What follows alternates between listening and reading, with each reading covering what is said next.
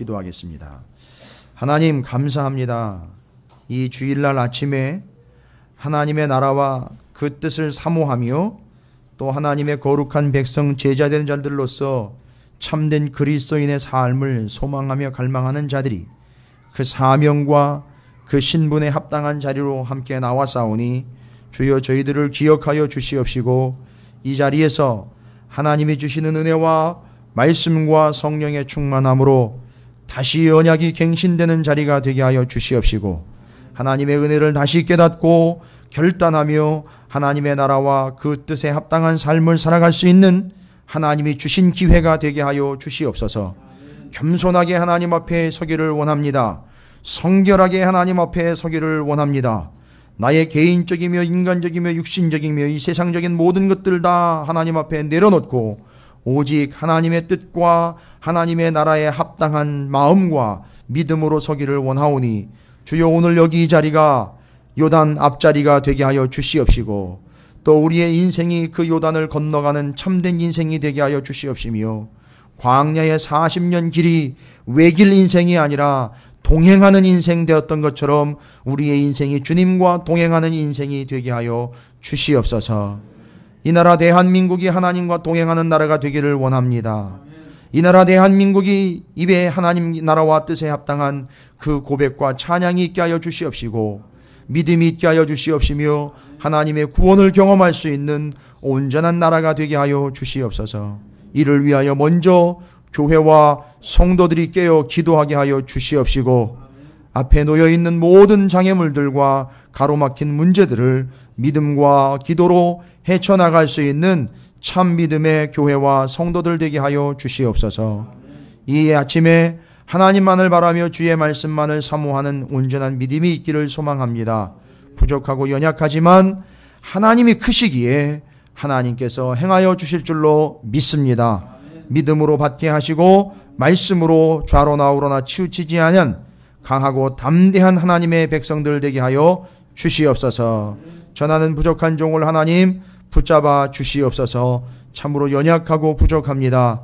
주님이 함께하여 주시옵시고 하나님의 입술이 되어 대언케 하여 주시옵소서. 감사드립니다. 우리 구주 예수 그리스도 이름으로 간절히 기도 올리옵나이다. 아멘. 할렐루야. 예, 옆에 있는 분 축복하도록 하겠습니다. 뭐라고 축복하시느냐 하면 마른 땅 빨리 통과합시다 라고 축복하시기 바라겠습니다. 야, 드디어 어마어마한 이야기가 이제 기록이 되어 있죠. 요단강을 이제 건너는 이야기가 오늘 여호수아 3장에 기록이 되어 있습니다. 여러분 한번 이렇게 좀 생각을 좀 하실 필요가 있을 것 같아요. 그러니까 상상이 아니라 이미 우리가 알고 있는 말씀을 여러분께서 이제 그림을 한번 그려보시는 겁니다. 지금 이스라엘은 요단강 앞자리입니다. 요단강 앞자리까지 올 때, 요단강 앞에까지 올 때까지의 기간이 얼마였었죠? 40년입니다. 예. 이제는 다 눈치들이 바삭하셔서 이제 그러면 그 40년이라는 그 기간이면은 요단강 앞에까지 올 때까지 40년이니까 언제부터 시작된 거죠? 40년이면 출애굽이니까 조금 이제 우리가 그림을 그리기 여러분 편하게 도와드리려면 출애굽을 해서 뭐를 건너죠? 홍해를 건너 그 광야 생활과 요단 앞에 올 때까지. 그러니까 그 홍해와 요단강 사이가 지금 40년이라는 거죠. 근데 이게 지금 그 기간 동안에 머물렀던 장소가 어디죠? 광야예요. 근데 오늘 본문에 나옵니다. 그 광야가 어떤 땅이라고 그러죠? 광야는 일단 쉽게 얘기하면 사막이죠. 그렇죠. 예, 권사님 감사합니다. 마른 땅이에요. 제가 이제 여러분에게 고민하실 수 있고 생각하실 수 있는 이제 거리를 드리는 거예요. 광야 40년도 마른 땅이었었어요. 그 다음에 지금 요단강이 이렇게 갈라졌습니다. 근데 갈라진 게 아니라 하나님이 끊으신 거예요. 이게 뭐 물이 어떻게 뭐 멈춰섰다거나 이 개념이 아니라 오늘 분명히 하나님 말씀하셨어요. 하나님이 칼로 물을 베듯이 자른 거예요. 여기 끊었다라는 표현이 13절과 16절에 나오거든요. 여러분 이거 염두에 두십시오. 이건 그냥 멈춰선 게 아닙니다. 하나님이 끊으신 거예요. 이게 기가 막힌 단어입니다, 여러분. 이게 우리가 이제 이 본문을 또 오해하고 있는 것 중에 하나가 뭐 요로 끊었다라는 단어를 제대로 이해 못하기 때문에 또 오해할 수 있는 부분이 있어요. 어쨌든 그림을 좀 그려볼게요. 이스라엘의 40년 광야 생활이 한 물과 한 물 사이의 기간이었었어요. 오, 그림이 그려지십니까? 바로 홍해바다라는 물과 요단강이라는 물 사이에서 지냈던 40년이에요. 그러면 그냥 얼핏 좀 그림만 그려봐도요, 이렇게 물 기둥이 하나가 큰 게 서 있고, 그죠? 홍해라는 물이 있고 또 요단이라는 물이 있었어요. 그 사이를 40년 동안 통과해 온 거예요. 여러분, 이 모습을 왜 제가 여러분에게 그리라고 요청을 드리냐면, 여러분 이 모습이요, 이렇게 물과 물 사이를 통과하는 이 모습이요, 마치 요단강을 지금 통과하는 모습과 닮아 있다는 거예요. 아주 중요한 겁니다. 이거는 이제 뭐 신학적으로도 설명들을 하고 성서적으로도 설명을 하는데 좀 정확한 설명이 필요합니다. 그러면 이 요단강을 건너는 이 사건이 어떤 의미가 있느냐, 이건 좀 정확하게 짚어볼 필요가 있습니다, 여러분. 물론 지금은 추수 때라, 절기적으로 추수 때라 정기적인 범람이 이루어지고 있는 이 요단강, 물론 지금 요단강 가면은요 애게 이래요. 물론 저는 가보지 않았는데 갔다 온 사람들이요 너무 실망을 했다 그러더라고요. 가보니까 이게 과연 이렇게 건널 만한 건가 싶을 정도로 그렇게 큰 강이 아니거든요. 근데 이제 물론 성경적으로도 표현을 하고 있지만 지금 이스라엘 백성들이 요단강을 건너갈 때에는요 추수 때고 한참 물이 불어났을 때라 뚝까지 이제 차오를 정도였다라고 설명을 하고 있습니다. 그러면 여러분, 우리는 이 본문을 어떻게 일단 단편하게 이제 단순하게 이해를 하고 있느냐 하면, 우리 앞에 놓여 있는 이 어떤 홍수와도 같은 범람할 큰 강일지라도 하나님이 함께 하시면 능히 건너갈 수 있다, 뭐 이런 긍정적인 마인드로 이런 본문들을 해석을 하고 이해를 하고 있어요. 아, 틀린 얘기 아닙니다. 당연하지요. 하나님이 함께 하셔야 건너갈 수 있는 거예요. 그런데요, 그건 우리가 이해하는 입장이고요. 우리가 이해하는 입장이고, 하나님이 말씀하시려고 하는 건 과연 무엇일까를 우리가 좀 생각해 봐야 됩니다. 홍해라는 물과 요단강이라는 물 사이에서 40년 마른 땅을 지내왔습니다. 근데 마른 땅을 지내왔는데 말라 죽지 않았다는 게 특징이에요. 근데 그 마른 땅 이야기가 오늘 요단강 갈라지고 난 다음에 거기 이스라엘 백성들이 마른 땅을 지나왔다라고 분명히 얘기를 해요. 여러분, 그 마른 땅이라는 말이 어떤 의미인지 아십니까? 그냥 쉽게 편하게 건너갈 수 있는, 물이 없으니까 편하게 건너갈 수 있는 편안한 땅이 되었다라는 게 아니라, 히브리어 마르다라는 말은요 야베쉬라는 단어인데 무슨 뜻인지 아십니까, 여러분? 이 마른 땅이라는, 말랐다라는 말은요 이렇게 홀쭉하다라는 얘기가 아니에요. 그냥 단단해서 건너가기 편한 땅, 이게 아니라요, 조금만 이 마른 땅이 오래되면 목말라 죽는 땅. 아직 이 말씀으로는 감을 못 잡으실 거예요. 여기 요단강이 멈춰 끊겨지고 난 다음에 난 그 마른 땅은 편하게 지나갈 수 있는 그런 땅이 아니라, 요 길이 조금만 더 길어지면 어떻게 되는 땅이라고요? 말라 죽는 땅이에요. 그러니까 감사하게도 요단강이 길지 않았던 거. 그 다음에 반드시 그 길을 건너가려면 마른 땅이기 때문에 반드시 뭐가 필요하다는 얘기죠? 광야 생활 여러분 기억하시면 다, 그렇죠. 물이 반드시 필요한 거예요. 근데 하나님은 물을 끊어 놓으셨어요. 그리고 마른 땅이 되어버렸습니다. 자, 그러면 이 야벳이라는 마른 땅의 뜻을, 더 많은 뜻들이 있기 때문에 설명을 제가 드릴게요. 마른 땅, 좋은 뜻이 아니에요. 보면 마른 땅이라는 뜻은요, 수치를 당하다, 부끄러움을 당하다, 부끄러워하다, 수치를 받다, 말리다, 시들다, 말라버리다라는 뜻이 있어요. 이 마른 땅에는요. 그러니까 여기 오래 서 있으면 어떻게 된다는 거예요? 오래 서 있으면 죽는다는 거예요. 말라 비틀어진다는 거예요. 여기 이 마른 땅에 있으면은요.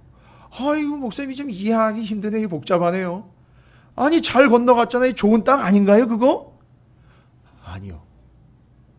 그 땅이 오래되면 말라 비틀어 죽게 돼 있어요. 물이 없으니까 쉽게 건너갈 수 있을 것 같아 좋을 것 같은데 그런 식으로 가면 말라 죽게 돼 있다는 거예요. 죄송합니다. 이런 표현이에요. 여러분에게 하는 얘기가 아닙니다. 이 이야기를 정리하면 그런 식으로 신앙생활 하시다가는 말라 비틀어 죽습니다. 감이 오세요? 그런 식으로 신앙생활 하다가는 당신 말라 비틀어 죽습니다. 이런 얘기인 거예요. 아니, 목사님, 이게 물인데 못 건너갈 건데 갈라져가지고 그걸로 편안하게 가는데, 얼마나 좋습니까? 물도 안 묻고 그냥 건너갈 수 있는 거 아닙니까? 얼마나 좋습니까? 그런데 거기다 대고 뭐라고 얘기한다고요? 그런 식으로 계속 가다 보면 말라 죽습니다. 이걸 바꿔서 신앙생활 그런 식으로 계속하면 당신 핍절되어 곤고함에 수치를 당하다가 말라 죽습니다. 그러니까요. 신앙생활을 어떻게 하면 안 되는 거죠? 문제가 앞에 놓여 있을 때 그 문제가 그냥 쪽쪽 갈라져 가지고 내가 편안하게 그 길로 통과할 수 있기만을 바라는 그런 신앙, 여러분 그거 오래 못 갑니다. 그거 오히려 그 마른 땅이 드러나는 순간부터 목이 마르기 시작을 해요. 그래서 그 야벳이라는 단어를 일단 여러분에게 좀 말씀을 건네드렸습니다. 자, 그러면 이게 지금 단순히 요단강이라는 문제를 통과해 나가는 게 목적이라면요, 생각해 보세요. 아니, 전능하신 하나님이 뭐하러 그걸 통과하는 게 목적이라면 물이 바싹 이미 말랐을 때를 통과한다든지, 아니면 정말 물이 얕은 데를 가서 통과한다든지, 우기가 아닌 건기 때에 그냥 통과하면 다 넘어갈 수 있잖아요. 근데 왜 유독 그냥 철철 넘칠 때까지 기다리고 계시다가 그때 이스라엘을 거기까지 이끌어 오셔가지고 그때 거길 건너가게 하시느냐는 말이에요. 좀 이해가 안 돼요. 뭐 하나님의 능력을 과시하시려고 그러는 걸까요? 하나님 그런 유치한 분이 아니에요. 그렇게 해서 눈에 보여지는 걸 보고 딱, 야, 대단한 하나님이다. 내가 그걸 믿고 저걸 내가 누려야 되겠다. 이런 식으로 하려고 하시는 게 아니거든요. 이건 하나님의 의도를 우리가 잘 파악을 해야 돼요. 그러니까 지금 요단강이라는 장애물을 건너는 게 목적이 아닌 거예요. 자, 그러면은요, 물과 물 사이니까 첫 번째 물로 한번 돌아가 볼까요? 첫 번째 물이요. 광야 40년 있기 전에 첫 번째 물, 홍해바다지요.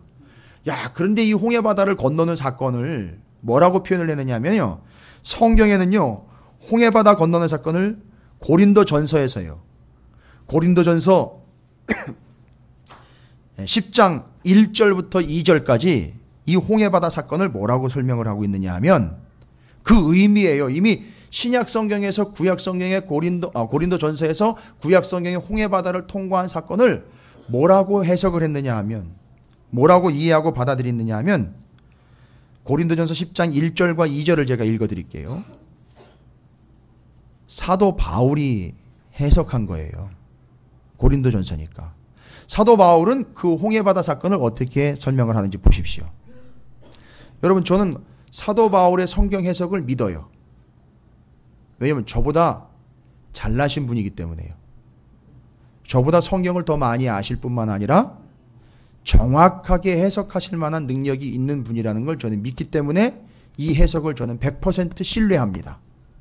근데 고린도전서에서 이 홍해바다 건너온 사건을 뭐라고 해석하는지 보십시오. 고린도전서 10장 1절 2절입니다. 형제들아, 나는 너희가 알지 못하기를 원하지 아니하노니 우리 조상들이 다 구름 아래, 이 구름은요, 하나님의 임재를 이야기하는 거예요. 바다 가운데로 지나며, 그 홍해바다 건너는 거예요. 하나님의 임재 가운데 그 바다를 지난 거예요. 그러니까 홍해바다를 혼자 지난 게 아니라는 얘기입니다, 여러분. 그 홍해바다를 하나님과 함께 건넜다는 얘기예요. 걸러놓고는 야 건너가 이러신 게 아니에요. 거기를 함께 건너간 거예요. 그게 이해가 돼야 오늘 요단강 끊어놓고 난 다음에 언약궤랑 함께 건너가는 이스라엘이 이해가 될 수 있는 거예요. 보십시오. 바울이 그 뒤에 이어서 2절에서 설명합니다. 모세에게 속하여 다 구름과 바다에서 뭐래요? 세례를 받고 할렐루야. 이 홍해바다 사건은 물을 통과한 게 단순히 문제를 해결 안 받고 통과한 것이 아니라 뭐 받았다는 거지요? 여러분 세례가 뭡니까? 바울이 그 당시에 바울이 목회를 하고 있던 예수님이 활동하셨던 당시에 세례는요. 세례의 원형, 세례의 샘플 있잖아요. 누구예요? 세례 요한의 그 세례를 보시면 어떻게 세례를 받았죠? 물속에 푹 들어갔다가 나온 거예요. 그러니까 홍해 바다를 멈춰 서게 해놓고 그 사이를 통과한 거는 마른 길을 온 게 아니라 뭐를 받은 거죠? 세례를 받은 거예요. 그러니까 마르면 안 되는 거예요. 세례를 받았다는 얘기는요. 그렇지요. 물이 젖었대. 아주 흠뻑 젖었다는 얘기예요. 우리는 대충 젖기 싫으니까 좀 뽀송뽀송하게 마른 상태로 좀 가고 싶잖아요. 아니라는 거예요. 젖어 있어야 되는 거예요. 이게 홍해바다 얘기예요. 그걸 뭐라고 표현했다고요? 뭐 받은 거라? 세례 받은 거다. 그러면 이거는 홍해바다 사건은 세례를 받았다는 걸 통해서 이스라엘이 뭐 받은 존재라는 거죠? 그렇죠. 구원받은 거예요. 할렐루야. 그러니까 이제 이건 홍해바다 사건을 통해서 이스라엘은 뭘 받았다? 구원받았다. 이거예요. 구원받았다. 그 다음에 여러분 이 구원받은 게 확실하고 왜 구원받은지 알아? 라고 이야기하면서 이제 이스라엘과 뭐를 맺죠? 언약을 맺습니다. 그게 어디 가서 언약 맺어요? 시내산 가서 언약 맺잖아요. 바로 홍해바다 다음에 시내산 가서 언약을 맺습니다. 여러분 그 언약 맺는 사건이 또 나와 있어요. 구약의 출애굽기에 나와 있고요. 그죠? 언약 맺는 사건 우리가 지금 이미 알고 있는 출애굽기 19장 24장에 보면 24장을 먼저 보겠습니다. 24장 4절에 그 시내산으로 모세를 불러 올려가지고 언약 맺은 사건 그 내용들을 발췌를 했는데 출애굽기 24장 4절에 모세가 여호와의 모든 말씀을 기록하고 이른 아침에 일어나 산 아래에 제단을 쌓고 이스라엘 12지파대로 12기둥을 세우고 여러분 제 눈이 심상치 않죠? 12기둥 얘기가 그때 나왔어요. 자, 출애굽받고 난 다음에 이들이 구원받았다라는 것을 세례받는 사건과 연결해서 홍해바다로 그리고 확실하게 구원받은 민족이 맞는다라는 것 이제 앞으로도 너희는 구원받은 백성으로서 내 백성이라는 뭐요? 언약 그걸 어디서요? 시내산에서 그런데 그때 언약 맺고 내려와서 뭘 세웠다 그죠? 12기둥 기억해 놓으십시오. 언약 맺고 내려와 12기둥 세웠대요. 그리고 6절에 출애굽기 24장 6절에 모세가 피를 가지고 반은 여러 양푼에 담고 반은 제단에 뿌리고 언약서를 가져다가 백성에게 낭독하여 듣게 하니 그들이 이르되 여호와의 모든 말씀을 우리가 준행하리이다. 모세가 그 피를 가지고 백성에게 뿌리며 뭐 맺는 거죠? 언약을 맺는데 상호간에 뭘 뿌리죠? 피를 뿌립니다. 그러니까 상호간에 뭐가 묻어 있는 거죠? 피가 묻어 있는 거죠. 왜일까요? 피가 묻어 있어요? 상호간에 언약을 맺는데 피가 묻어 있습니다. 감이 잡히십니까? 고대 근동에서는요, 언약을 맺을 때예요. 아브라함과 언약 맺을 때 창세기 15장 기억나십니까? 재물을 어떻게 하지요? 반으로 갈라서 언약을 맺는 두 당사자가 가운데를 지나가지요. 그러다 보면은요, 어떻게 될까요? 발에 저벅저벅 피가 묻지요. 지나가다가 양쪽으로 갈라놨으니까 그래서 제가 이 말씀을 준비하면서 좀 상상을 한번 해봤어요. 코끼리를 만약에 반으로 쪼갰으면 왜 코끼리를 안 했을까요? 너무 커요. 아유, 그거 어떻게 반으로 똑 자릅니까? 이게 얼마나 힘든데요. 근데 일반적으로는 뭘 잘랐다 그랬죠? 사막에 있는 낙타예요. 이게 메르스 때문에 아주 천덕꾸러기가 돼버렸는데 고대 언약 맺을 때는 반드시 필요한 동물이었었어요. 상당히 중요한 거거든요. 왜냐하면 낙타가 없으면 사막을 횡단할 수가 없으니까요. 상당히 그러니까 중요한 걸 가지고 언약 맺는데 중요한 언약을 그렇게 맺어요. 낙타를요, 머리부터 꼬랑지까지요, 꼬리까지 반으로 정확하게 나눠가지고, 낙타도 크잖아요, 여러분. 그죠? 그걸 이렇게 벌려놓지요. 그럼 그 사이로 지나가면 신발, 옷 다 묻어요. 옆에다가 반씩 나눠놨으니까 스쳐 지나가면 옷에 다 피가 묻겠죠. 그러면요, 피가 묻었다는 얘기는요,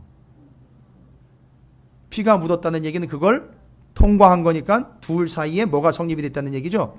언약이 성립됐다는 얘기잖아요. 지금 출애굽기 24장에 그들에게 피를 뿌리고 하나님에게 번제단에 피를 바른 건 양쪽이 다 피가 묻은 것이요.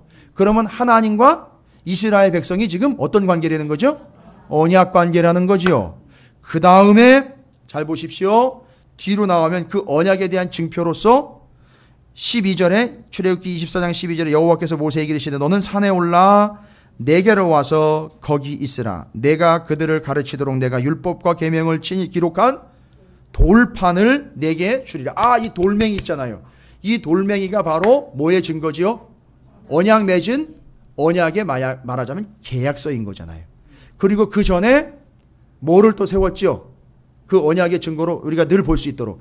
왜 이 돌판은 볼 수 있어요? 볼 수 없어요? 왜요? 언약궤 안에 들어가니까. 그걸 볼 수 없지만 그러면 하나님과의 언약 관계는 바로 둘이 같이 언약을 맺어야 되니까 하나님이 어떻게 하셔야 되죠? 임재하셔야 되는 거예요. 그래서 그 돌판은 언약궤에다 놓고 하나님의 임재의 상식으로 두고, 하나님과 우리는 언약 관계라는 건 눈으로, 육안으로 확인할 수 있는 건 뭘 보면 알 수 있죠? 12개의 기둥이요. 그거 보면 언약 관계라는 걸 확인할 수 있겠죠? 여러분 어렵지 않으시죠? 요거는 최대한 제가 아주 천천히 설명드리는 거 여러분 느끼고 계십니까? 예. 장면들을 잘 떠올리시고 확인하셔야 되기 때문에 제가 천천히 설명을 드리는 거예요. 지금 언약을 다시 갱신하는 얘기가 아닙니다. 그걸 다시 한번 돌아보는 얘기, 출애굽기. 그 다음에 그 언약의 내용은 뭐냐 하면 이거예요. 출애굽기 19장 5절 6절에 보면 이 언약을 맺으려고 하는 이유는 뭐냐 하면 너하고 나 사이에 어떤 관계냐 이걸 얘기하려고 하시는 건데 이렇게 설명하십니다.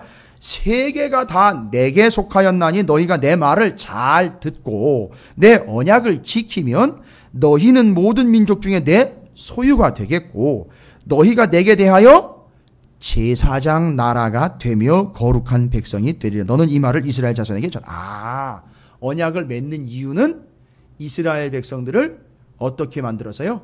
거룩한 제사장 나라 되어 온 세계가 다 내게 속했으니까 제사장적 역할을 네가 감당을 해서 어떻게 해달라는 거죠? 온 세계를 다 제사장 나라의 역할을 감당해서 내게 어떻게 하게 해달라? 속하게 해달라는 얘기예요.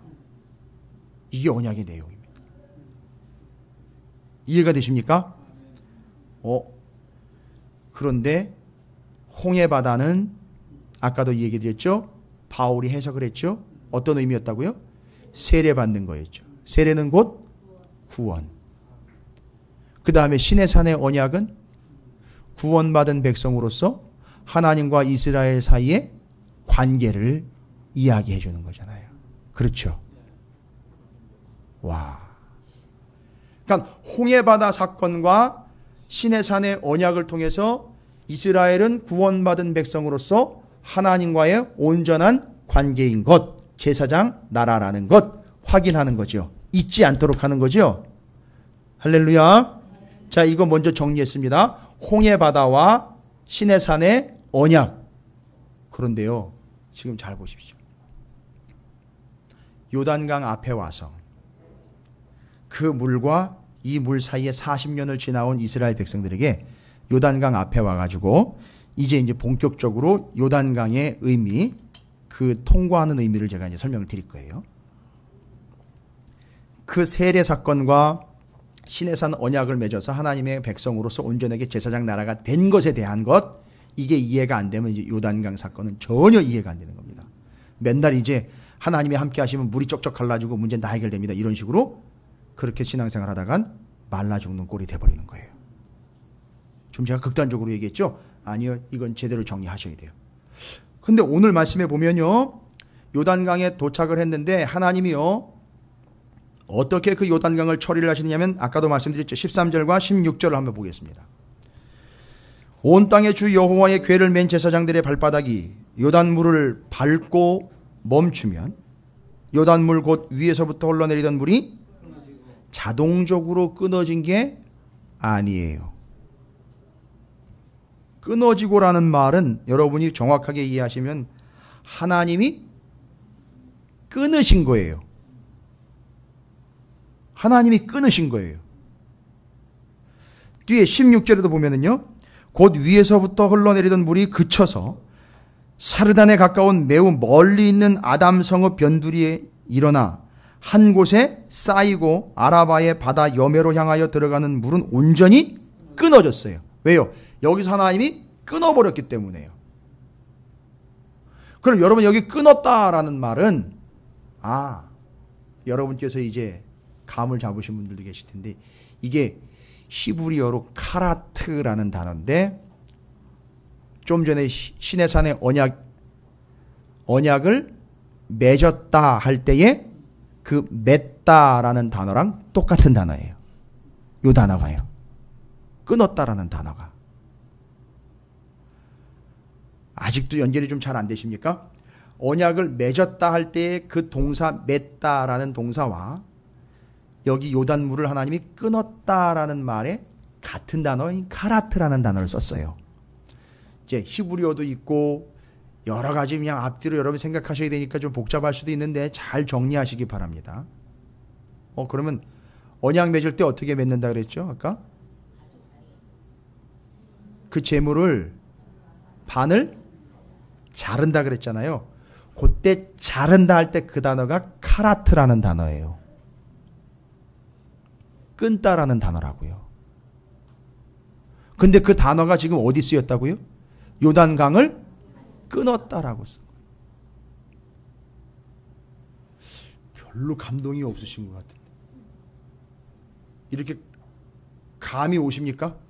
감동은 둘째치고 이렇게 감이 오시는 거 저한테 좀 이렇게 표정으로 보여주셔야 되는데 아직은 감이 안 오시는 것 같은 그런 느낌이 들어요.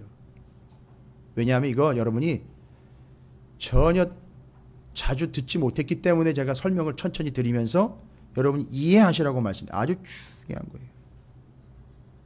지금까지는 그냥 요단강이나 건너가면 그만이다. 물 건너가면 그만이다. 그러니까 이제 자꾸 우리는 건너가야 된다고 그러니까 세상은 자꾸 니마 그 강을 건너지 마고 자꾸 그러잖아요. 이게 말이 안 되는 게 자꾸 이게 대립이 되는 거예요. 그러니까 세상하고 이 믿음하고 자꾸 대립이 되는 거예요. 근데 우리는요, 그 강을 건너가야 돼요. 그 물을 통과해야 되는, 왜요? 그 통과가 뭐라 그랬으니까요. 세례기 때문에. 그게 뭐예요? 우리가 구원받는 거기 때문에. 그래, 니마 그 강을 빨리 건너시오. 이렇게 돼야 되는 거예요, 우리는. 그걸 뭐 제가 따로 폄하하거나 그걸 이렇게 대항하려고 하는 게 아니에요. 우린 신앙적인 의미로 보면요, 니마 빨리 그 강을 건너. 이렇게 얘기해야 되는 거예요. 한번 해보실까요? 니마 빨리 그 강을 건너. 이게 이제 여기서 나오는 거예요. 이래야 이 개념이 잡히는 겁니다. 그러니까 그것은 세례를 이야기하는 거예요. 흠뻑 젖어가지고 구원받는 걸 이야기하는 겁니다. 그런데요, 하나님은요, 시내산의 언약과 홍해바다의 사건을 통해서 요단강에서 두 가지를 다 짬뽕을 시켜놨어요. 하나님이 믹스를 시켜놨다고요. 요단강에서. 잘 보세요. 하나님이 요단강을 어떻게 하셨다고요? 막으신 것도 아니에요. 뭐는 칼로 물베기라고요? 이건 그런 개념이 아니에요. 하나님이 지금 물을 칼로 끊었어요. 그런데 그게 히브리어로 카라트라는 단어인데, 언약 맺다, 언약을 맺기 위하여 동물을 반으로 자르다라는 뜻이에요. 그러니까 지금 뭐 하는 겁니까? 여기서 지금 하나님이 요단강 끊어놓고요. 이해가 되십니까? 저는 여기서 막 전율을 막 느꼈는데, 하나님이 지금 이스라엘과 가나안 땅 들어가기 전에 40년 전에 홍해바다 통과한 거, 그 다음에 시내산에서 언약 맺은 걸 요단강에서 두 가지를 아예 한꺼번에 다시 확인하는 거예요. 이유는요, 이거 건너서 들어가는 그 땅이 만만한 땅이 아니기 때문에 두 가지를 확인해야 되는 거예요.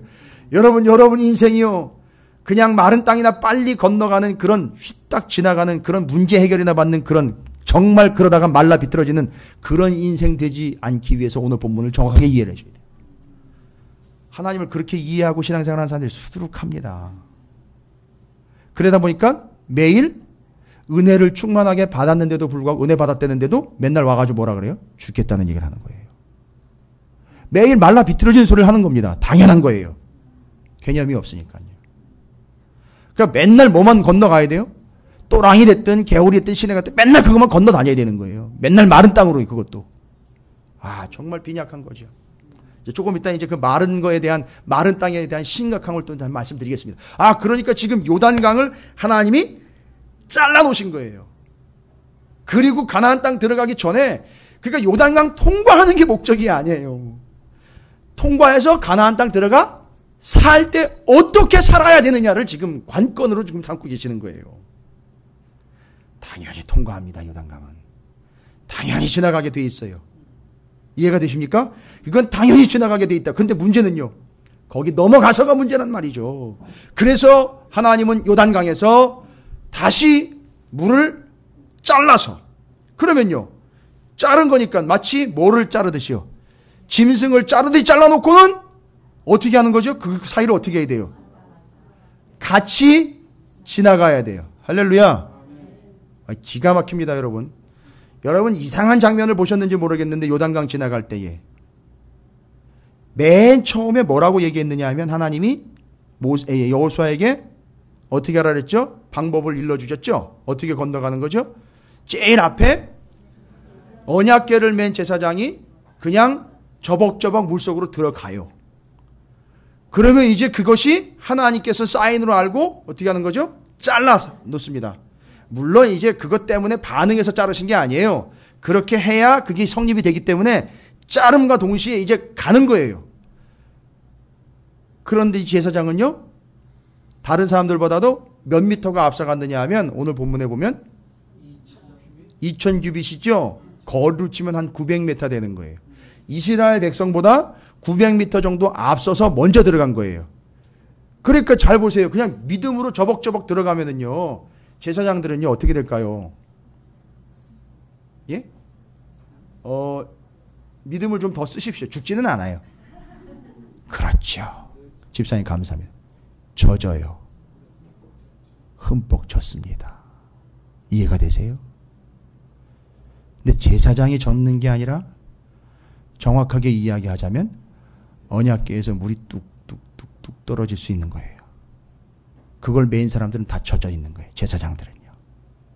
근데 재밌는 게 뭔지 아십니까? 900m 차이밖에 안 됐는데, 제사장들은 그렇게 흠뻑 젖었는데, 앞서가는데, 이스라엘 백성들은요, 하나도 안 젖고 어떻게 돼요? 마른 땅을 건너가더라는 거예요. 그 물이 뚝뚝 떨어지는 제사장들은 언약궤를 메고 900m 앞서 가다가 이상하게 재미있는 장면이 하나가 발생이 돼요. 이해가 안 될 수도 있는데, 여러분 17절에 보시면 그 모양이 나와 있는데, 어디예요?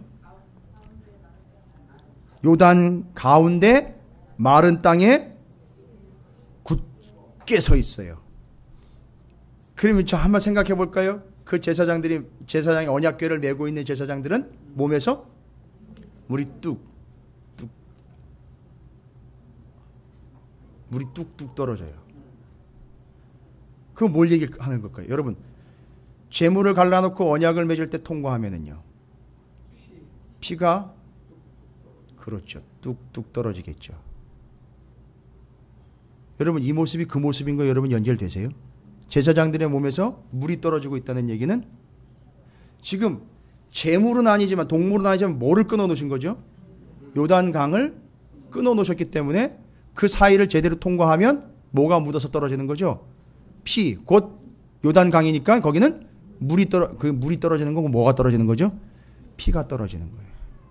근데 제사장이 가운데 딱 서요. 언약궤를 맨 제사장들이 가운데 딱 씁니다. 아니, 앞서가라고 내버려두고 먼저 보내놓고 900m나 뛰어가지고 먼저 가려놓고는, 그리고는 요단강의 한복판에 딱 서가지고 어떻게 하는지 아십니까? 이스라엘이 다 지나갈 때까지 기다리고 있어요. 어떻게 했을까요? 이거예요. 지나갈 때 언약궤를 매는 제사장들이 가운데 딱 굳게 서 있고, 근데 이 굳게 서 있는 모습이요 또 똑같아요. 굳게 서다라는 이 모습이 물이 쌓였다라는 이 고다라는 똑같아요 또. 그러니까 제사장들은 뭐처럼 서 있는 거냐면 물처럼 서 있는 거예요. 그리고는 물론 본문에서는 그렇게 안 나와 있습니다. 의미를 설명해 드립니다. 이스라엘 백성들이 지나갈 때에 어떻게 할까요? 하이파이브 하는 거예요. 지나가면서 다 하이파이브 하고 돌아가는 거예요. 지나가는 거예요. 하이파이브 하고 지나간다고요. 이해가 되십니까? 근데 이 땅은 무슨 땅이에요 지금? 마른 땅이라고요. 마른 땅을 지나가는데요. 이 마른 땅은 수치의 땅이고요. 말라 비틀어진 땅이 여기가 조금만 더 길어지면 어떻게 된다고요? 죽는단 말이에요. 갈급해 죽는다고요. 목타 죽는단 말입니다. 그런데 그때 물이 뚝뚝 떨어지는 제사장들이 서 있다가 지나가는 이스라엘 백성들을 하이파이브 해주는 거예요. 그럼 뭐가 묻어요? 물이 묻는 거예요. 그럼 사는 거라고요. 뭔 얘기인지 이해가 되십니까? 그런데 가운데 센터에 딱 서가지고 이스라엘 지나가고 다 지나가고 난 다음에 언약궤가 갑니다. 이건 뭐예요 도대체? 이스라엘과 언약궤가 같이 통과했다는 얘기입니다. 그러니까 뭐가 성립이 된 거죠? 언약이 성립이 된 거예요. 그런데 여기를 물을 통과했으니까 이건 곧 그렇지요. 구원을 얻은 거예요. 그러니까 요단강 사건을 통해서 너희는 어떤 민족이다. 첫 번째 홍해바다 사건 통해서 구원받은 백성이다 이런 얘기예요. 그리고 두 번째 너희는 나와 언약 맺은 백성이라는 거예요. 내가 너희를 책임진다는 얘기고 내가 약속한 건 반드시 지킨다는 얘기입니다. 할렐루야. 이걸 확인하고 가나안 땅 들어가려는 겁니다. 요단강 빨리 넘어서 이 문제 빨리 해결해서 그 안에 들어가서 잘 먹고 잘 살라가 아니라 그 땅 들어가기 위해서 이 두 가지 확인해야 된다는 겁니다. 너는 구원받은 백성이야. 홍해바다 통과한 것처럼 너는 구원받은 거야. 시내사에서 나랑 언약 맺은 너는 내 백성, 나는 너의 하나님 된 거 이거 잊지 말라고 두 가지를 요단강을 통해서 확인해 주는 거예요. 여기서 홍해바다 사건의 세례를 통해 구원받은 백성, 시내산의 언약을 통해서 너는 내 백성, 나는 너의 하나님 두 가지를 확인하고 보내는 거예요. 근데 이 마른 땅은요, 감사하게도 길지 않았다는 거예요.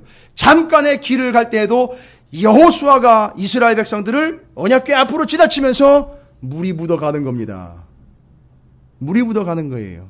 언약궤의 물이 마른 땅을 지나가는 이들에게 묻혀져 가는 거예요. 여러분 이 개념을 좀 이해하시기 바랍니다. 조금 이따 또 설명드릴게요. 그런데 재미있는 현상이 발생됩니다. 이렇게 해서 통과하고 난 다음에 이스라엘 백성들에게 뭐를 명령을 하지요? 어떻게 하라고요?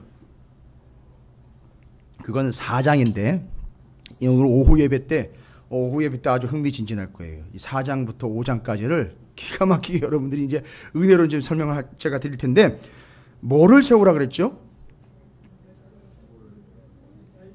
12돌이에요.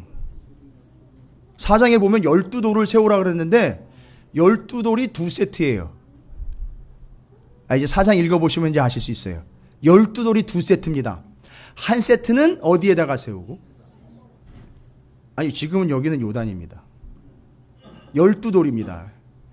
뭔 얘기냐 하면 요단강을 마른 땅을 건너올 때 요단강 바닥에서 돌을 12개를 12지파에서 한 명씩 뽑아가지고 어떻게 하라 그러죠? 그걸 지고, 여러분 이 돌이라고 그랬지만 이건 바위라는 표현으로 말 수 있어요. 바위라는 표현으로. 그걸 일단 한 세트는 어디다가 세우죠? 건너가고 난 다음에 동네 이름으로는 길갈에다가 세웁니다. 12돌을요. 그 다음에 한 가지 더 있어요. 한 세트는 더 해가지고 이해 안 되는 지시를 내립니다. 하나님이. 나머지 12돌 한 세트는 어디에다가 세우는지 아십니까? 그 요단강 가운데 바닥에다가요. 자, 지금은 이제 요단강 바닥에다가 세운 거는 지금은 설명을 못 드리겠습니다. 시간도 그렇고 이건 이따 오후 예배 때 설명을 드리겠습니다. 저도 밀당을 좀 해야죠. 이 길갈에 세운 12돌 얘기 드릴게요. 그래서 마른 땅을 건너오면서 12돌 가지고선 길갈에다 갖다 세웠어요. 길갈은 이제 그들이 건너와서 이제 주둔하게 된 지역을 이야기합니다. 거기다가 그 돌은 어디서 건져온 거죠? 주워온 거예요. 어떻게 보면 건져온 게 아니라 주워온 거죠. 그걸 길갈에다 갖다 12돌을 세워놨습니다. 아, 그럼 이게 뭘 얘기하는 거냐 하면 더 확실하게 이제 쐐기를 박는 거죠. 모세가 하나님과 언약을 맺고 내려와서 이스라엘 백성에게 12기둥 세운 거 있잖아요. 그게 바로 이 12돌로 연결이 되는 거예요. 이건 뭐라는 거죠? 뭐의 징표죠? 그렇죠. 언약의 징표라는 거예요. 그러니까 이게 언약의 징표라고 얘기를 해야지 기적과 능력의 징표라고 이야기하는 순간 이 돌이 막 이제 뭔가 역사를 이루어내야 되는 거예요. 막 이 돌이 막 폭파하면서 어마무시한 일들이 막 이 돌에서 막 나타. 그러니까 이제 그때부터 어떻게 돼버립니까? 잘못 신앙생활을 하면 뭘 섬기기 시작해요? 그 돌을 섬기기 시작하는데, 그래서 우상이 뭐예요? 돌로 깎아 만든 거. 그게 우상 돼버린단 말입니다. 그런 신앙생활 안 된다는 거죠. 이거는 이 돌에서 무슨 능력이 나오는 게 아니라 하나님과 우리와의 관계는 구원 관계요, 언약의 관계라는 걸 볼 때마다 어떻게 하는 거죠? 확인해주는 언약의 증표지. 이게 능력의 돌이 아니라는 거예요. 그런데 우리는 어떻게 예수를 믿습니까? 예수가 바로 그런 능력을 펼쳐줄 예수를 믿고는 부적처럼 써먹는 거 아니에요. 우리가 어떤 어려운 상황에 예수를 갖다 탁 던져놓으면 마치 예수가 문제를 다 해결해 줄 것 같은 그런 믿음 생활을 지금 하고 있는 게 우리의 솔직한 상황이라는 거죠. 그러나 예수님은 이미 우리를 위하여 십자가에 달려 돌아가셨고 우리를 구원 얻게 하셨고 우리를 하나님의 백성으로 삼아 주신 거예요. 이걸 생각하는데 예수가 중요한 거지. 우리는 예수를 지금 이 돌처럼 이용해 먹을 수 있다라는 아주 위험스러운 처지에 있는 거예요. 그래서 잘 보세요. 예수님이 광야에서 시험 받으실 때에 유혹이 오잖아요. 돌들로 떡덩이가 되게 해라. 그런 예수를 믿게 만들어 버리는 거예요. 그런 예수를 만들어서 믿게 사람들은 유혹을 하는 겁니다. 지금 절대 그렇게 넘어가는 게 아닙니다. 여러분, 그런 생활을 하다가는 어떤 꼴이 난다 그랬죠? 아까 마른 땅 건너가다가 말라 비틀어지는 삶을 살게 된다는 거예요. 그러니까 믿어도 맨날 갈증인 거예요. 믿어도 그때뿐인 거예요. 기도회 끝나면 그냥 또 옛날로 도루묵 되는 거예요. 이런 식이 반복이 된다는 겁니다. 이게 말라 비틀어진 신앙생활 얘기하는 거예요. 그런데 지금 요단강 바닥이 어떤 삶이 됐다고요? 어떤 바닥이 뜨고 마른 바닥이랬죠. 아까 마른 바닥 얘기할 때 말랐다라는 얘기에 대해 설명드렸죠. 말라 비틀어지고 수치를 당하고 비참해지고 황량해지고 아무것도 살 수 없는 정말 아주 몸이 건조한 그런 땅. 방법은 하나예요. 아니 뭐 여러 가지는 아니지만 딱 한 가지밖에 없어요. 어떻게 하는 거죠? 그 마른 땅을 건너가려면 일단 첫 번째는 가능한 빨리 건너가야죠. 오래되면 안 되겠죠? 빨리 건너가야 되겠죠. 근데 빨리 건너가더라도 목은 마를 수 있고 말라 죽을 수 있으니까 가운데 뭐가 서 있었다 그랬죠? 언약궤. 그 언약궤는 이미 젖어 있었어요. 마른 땅을 지나갈 때 해결 방법은 빨리 지나가는 것도 해결 방법이지만 중요한 것은 그 물을 공급받아야 되는 거예요. 젖어야 되는 거예요. 이해가 되십니까? 그 언약궤가 바로 그 물인 거예요. 말하자면 그 물이 서가지고 서 있는 그것처럼 제사장들이 그렇게 서 있었다라는 개념은요, 우리에게 주는 바가 참으로 큰 거예요. 그러니까 지금 마른 땅을 건너갈 때 우리에게 필요한 물이 어디로부터 오는 겁니까? 언약궤로부터 오는 거예요. 그 언약궤는 뭡니까? 하나님의 말씀인 거예요. 그걸 신약 성경에서는 생수, 생명수, 은혜의 샘 이렇게 표현을 하고 있는 거예요.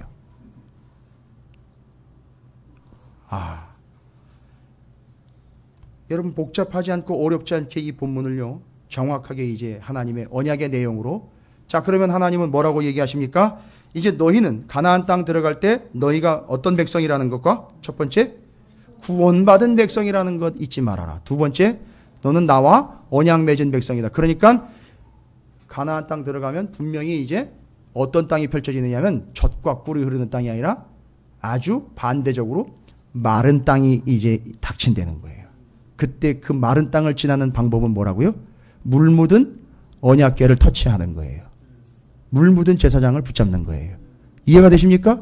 그게 사는 방법. 그게 하나님의 말씀인 생명수고 하나님의 말씀인 샘물이라는 얘기예요. 그게 예수 그리스도로 나중에 정리가 됩니다. 완벽하게 정리가 돼요. 여러분 이 사건은요 여기서 끝나면 안 돼. 이게 이제 결론적으로 여러분에게 이야기하려고 여기 이 사건을 통해서 누구를 알아먹어야 되느냐 하면 예수를 알아먹어야 되는 거예요. 거기까지 가야 된다니까요. 근데 우리는 지금 요단강 건넌 것만 가지고 좋아하고 있다는 얘기예요. 그들 앞에 앞으로 또 어떤 땅이 펼쳐질 텐데요. 마른 땅이 또 펼쳐질 거란 말이에요. 그때마다 뭘 떠올리는 거죠? 홍해바다, 요단강을 통해서 나는 구원받은 백성, 하나님과 나는 언약의 백성. 절대 잊지 말라는 거예요. 그래야 문제가 해결이 되는 게 아니라, 잘 보세요. 그래야 문제가 해결되는 게 아니라, 그래야 문제가 와도 어떻게 할 수 있다? 그렇죠. 이겨낼 수 있는 거예요. 여러분 어떤 삶을 사시겠습니까? 문제가 올 때마다 문제를 해결해 달라고 매일 40일 금식하면서 기도하시겠습니까? 아니면 문제가 올 때마다 그 문제를 넉넉하게 이겨내는 삶이 되시겠습니까? 그렇지요. 그러기 위해서 두 가지가 반드시 확인이 돼야 되는 거예요. 첫 번째, 나는 구원받은 백성이다. 홍해바다 사건의 세례. 그 다음에 두 번째, 나는 하나님의 언약의 백성이다. 두 가지가 확인돼요. 그래서 그걸 확인시키려고 하나님은 어디로 끌고 오신 거죠? 요단으로 끌고 오신 거예요. 할렐루야. 이게 요단의 의미입니다. 아주 중요한 겁니다. 자, 그러면 요단 언약의 핵심을 이야기 드릴게요. 요단 언약의 핵심은 여호수아에게 이야기하신 3장 7절의 내용이에요. 자, 다시 한번 확인합니다.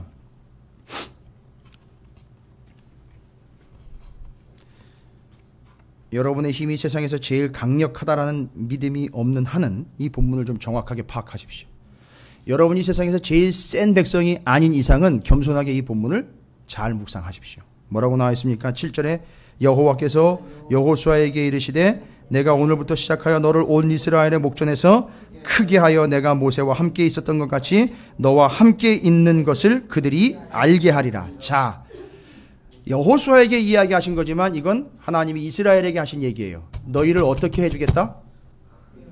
크게 하겠다. 그런데 크게 되는 비결이 뭔지 아십니까?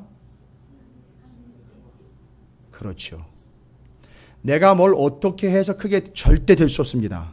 여기서 여러분의 이제 오해를 먼저 정식시키시고요. 내가 어떻게 해서 부풀린다고 크게 되는 게 아니라 방법은 하나예요. 뭐죠? 하나님이 그러니까 자꾸 하나님이 함께 요단강 건너가시는 거고 함께 통과하시는 거고 함께 하려고 하시는 거예요. 왜요? 하나님이 좋아서라기보다는요. 정확하게 이야기하면 하나님이 함께 하시면 그 사람이요. 그 민족이 뭐가 되니까요? 큰 민족. 왜 크게 돼야 되냔 말입니다. 왜 크게 돼? 힘을 휘두르라고요? 횡포 부리라고요? 그게 아닙니다. 잘 보세요. 10절에 나와 있잖아요. 그거 10절 때문이에요, 여러분.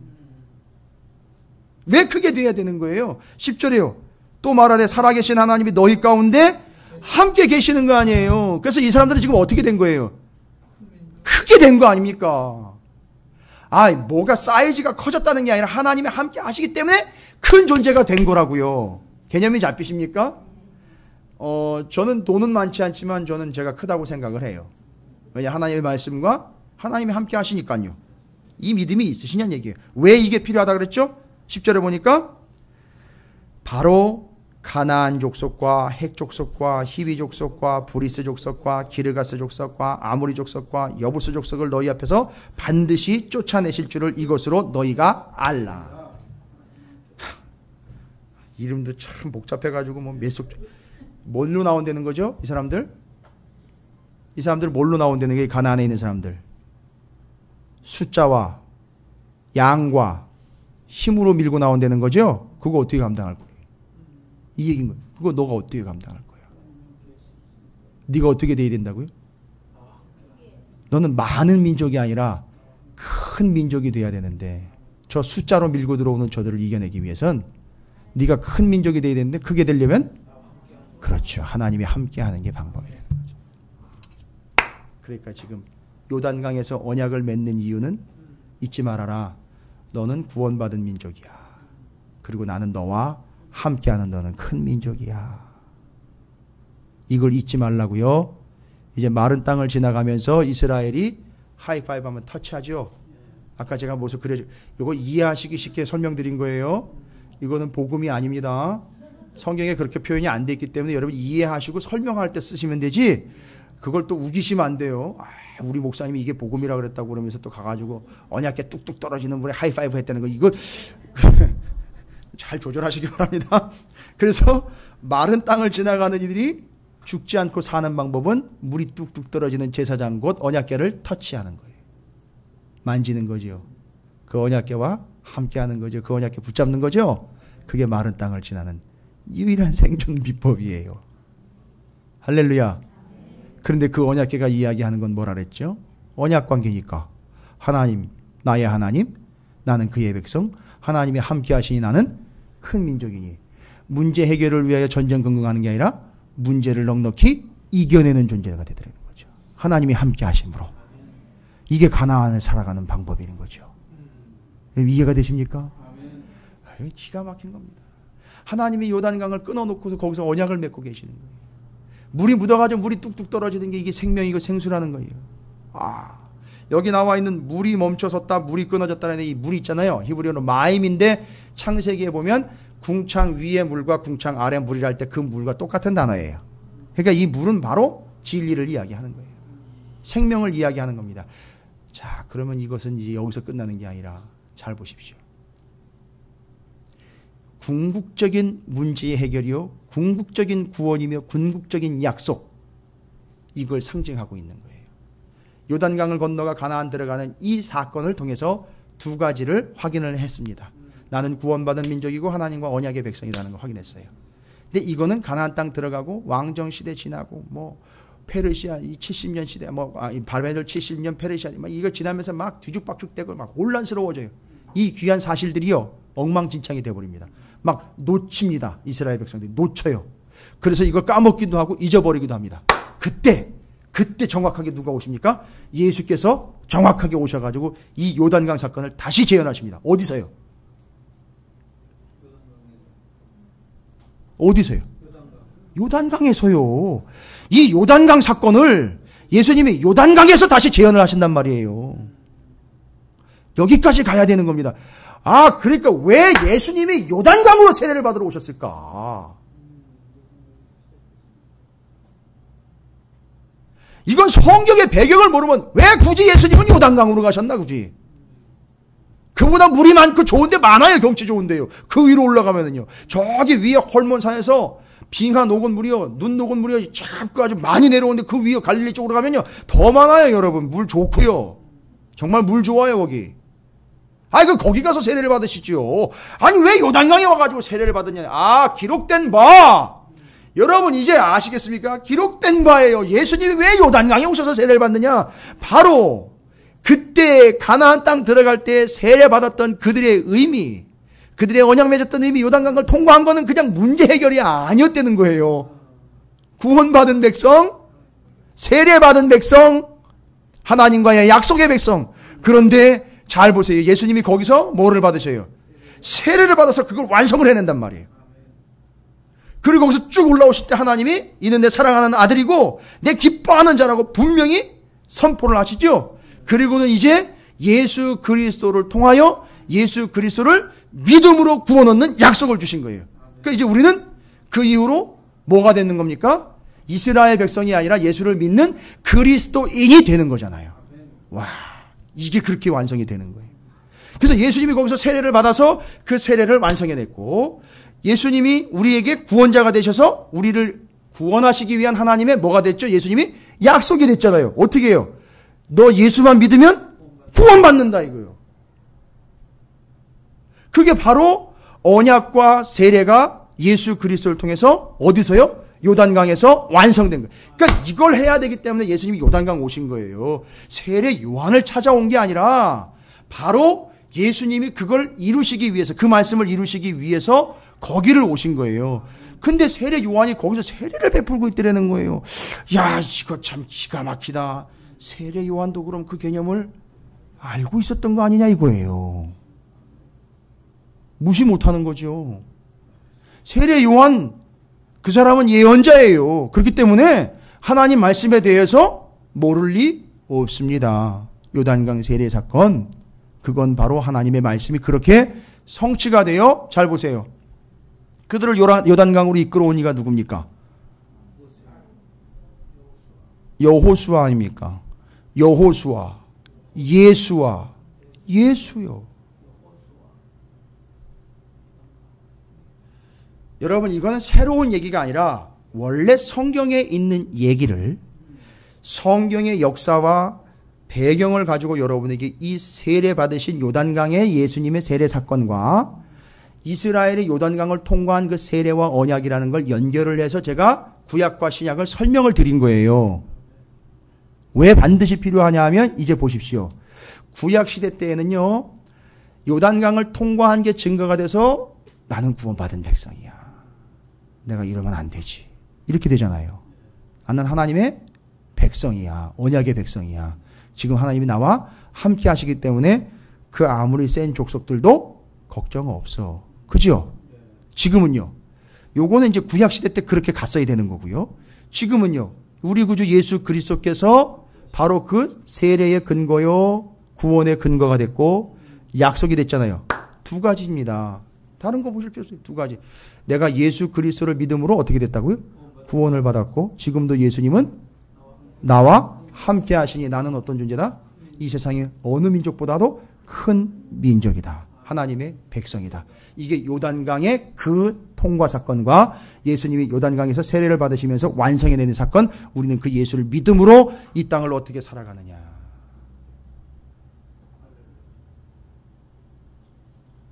여러분의 삶에 어떤 날이 올 수 있다 그랬죠? 갈라지니까 어디를 지나갈 수 있다 했죠? 마른 땅을 지나갈 수 있다는 것. 그러나 걱정 없는 것은 마른 땅을 지나갈 때 그 샘물이요 생수요 물이요 은혜이며 그 생명수인 예수 그리스도요 그 말씀인 그 말씀이 곧 우리에게 있으니 그거 붙잡고 가면 이제는 마른 땅도 넉넉히 지나갈 수 있음. 이게 답입니다. 할렐루야.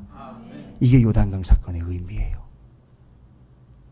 여러분, 이게 정리가 안 되면 왜 예수님이 요단강 가서 세례를 받았는지 질문해 보셨습니까? 아니, 누가 혹시라도요. 우리 아이들이나 우리 후손들이요.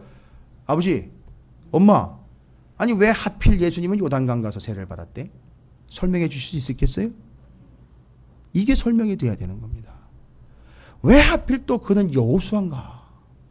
왜 또 예수님이 그렇게 이 세례를 요단강에서 받으시면서 언약의 증표로서 우리는 예수님을 믿는 그리스도인이 되었는 건가?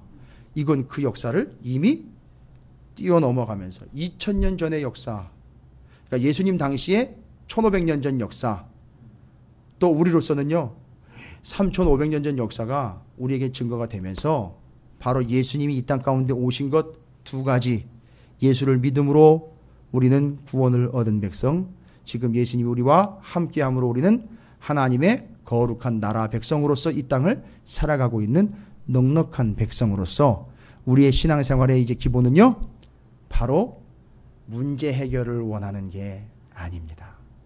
요단강이 빨리 갈라지기를 바라는 게 아니라 하나님과의 관계, 우리 구주 예수 그리스도와의 관계를 잊지 않고 그것이 능이 되고 그것이 파워가 되고 그것이 우리에게 힘이 된다는 사실을 날마다 고백하며 나아가는 게 하나님의 본래 의도라는 사실을 잊지 마시기를 주님의 이름으로 축원을 드립니다. 정리되셨습니까? 요단강 그 사건, 이스라엘이 요단강을 건너는 사건과 예수님이 요단강에 오셔가지고 세례받는 사건. 시작은 어디서부터 됐느냐 하면 아마 질문이 그렇게 됐을 거예요. 왜 예수님은 요단강에서 세례를 받으셨을까? 그걸 어디로 거슬러 올라가야 된다고요?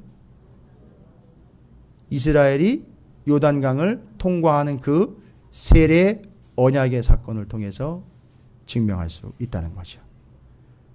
모세가 돌판을 증거판으로 받아온 것처럼 이스라엘이 증거 그 돌멩이를 12개를 물에다가 놓고 길갈에다가 세웠다. 그 돌 있잖아요. 그 돌판, 모세가 받아온 돌판, 그 12돌 있죠? 똑같은 단어입니다. 똑같은 단어예요. 히브리어로. 그러니까 그게 연결이 되는 거예요. 여러분, 다른 거는 다 잊으셔도 절대 하나님이 요단강을 통해서 잊지 않도록 하시려고 하는 것 두 가지 있죠? 너는 구원받은 백성이야. 너는 내 백성이야. 두 가지 잊지 마시기 바랍니다. 마른 땅을 지날 때에 뭐와 하이파이브 해라? 언약궤 곧 하나님의 말씀과 하이파이브 해라. 그게 바로 물이니 내가 마른 땅을 건너갈 때 너도 말라 비틀어 죽지 않을 것이다. 할렐루야. 아멘. 이 사실을 잊지 마시고 여러분의 삶이 예수 그리스도를 통하여 구원받은 삶이요 하나님의 백성이며 비록 마른 땅을 갈지라도 말라 비틀어 죽지 않는 것은 그 물이 되시는 예수 그리스도, 생명이 되신 예수 그리스도 말씀이 있기 때문에 여러분 그 말씀을 붙잡고 가면 여러분은 생명수를 공급받아 마른 땅도 넉넉하게 지나갈 수 있게 될 줄로 믿습니다. 물이 끊어진 밑쪽을 보십시오. 물이 끊어진 밑쪽 어디입니까? 사해라 그랬어요. 죽은 바다 사해가 되는 거예요. 그렇게 끊어져 계속 가면 죽는 겁니다. 빨리 터치해야 돼요. 빨리 물을 마셔야 됩니다. 빨리 물을 만져야 돼요. 빨리 물을 붙잡아야 됩니다. 그게 바로 생명수 우리 구주 예수 그리스도, 말씀으로 오신 우리 구주 예수 그리스도라는 사실 잊지 마시고 그 예수 때문에 구원을 얻었고 그 예수님과 함께 하나님의 거룩한 백성이라는 사실을 잊지 마시기를 주님의 이름으로 축원을 드립니다.